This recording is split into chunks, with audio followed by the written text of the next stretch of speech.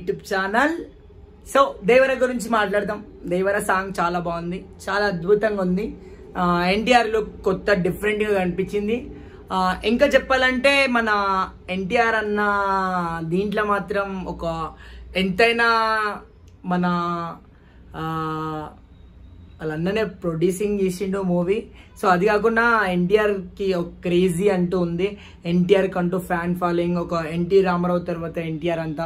దేవర గురించి మాట్లాడేద్దాం point to point. దేవరాలో అయితే ఆ సాంగ్ కానీ అవన్నీ కానీ నాకు చాలా బాగా నచ్చింది, అద్భుతంగా అనిపించింది. దేవర ఒక సెన్సేషనల్ హిట్ కొట్టాలని అయితే నేనైతే మనస్ఫూర్తిగా అనుకుంటున్నా. ఎందుకంటే వాళ్ళన్ననే ప్రొడ్యూసింగ్ చేసి ఈ మూవీకి చాలా పుషప్ ఇస్తారు కాబట్టి వాళ్ళు నో కాంప్రమైజ్ దేని విషయంలోనైనా కానీ. సో అదే విధంగా యాక్టింగ్ అంటావా ఇంకా వాళ్ళకంటూ ఇంకా పుట్టి నాకు ఆ నుంచి వాళ్ళకి యాక్టింగ్ స్కిల్స్ అదొక విధం. వాళ్ళు మాత్రం మస్తు చేస్తారు యాక్టింగ్ వరకు అయితే. యాక్టింగ్తో పాటు ప్రొడ్యూసింగ్ వాళ్ళదే కాబట్టి సో సినిమా మాత్రం డెఫినెట్లీగా ఒక హిట్ ఉంటుంది. మొత్తానికి సినిమాలో మెయిన్ కావాల్సిన పార్ట్స్ ఏంటంటే ఒక యాక్టింగ్ స్కిల్స్తో పాటు ప్రొడ్యూసింగ్ అనేది ప్రొడ్యూసర్ ఎప్పుడు వెనకడిగేయద్దు. సో వాళ్ళు కాబట్టి వాళ్ళ ప్రొడ్యూసింగ్ హైలైట్ ఉంటుంది కాబట్టి మూవీ స్టోరీ స్క్రిప్ట్ కానీ స్టోరీ కూడా బాగుండాలి. స్టోరీ కూడా చాలా బాగా అనిపించింది. వాటర్ల సాంగ్ కూడా సూపర్ అంటే సూపర్ అనిపించింది నాకైతే దేవరలా.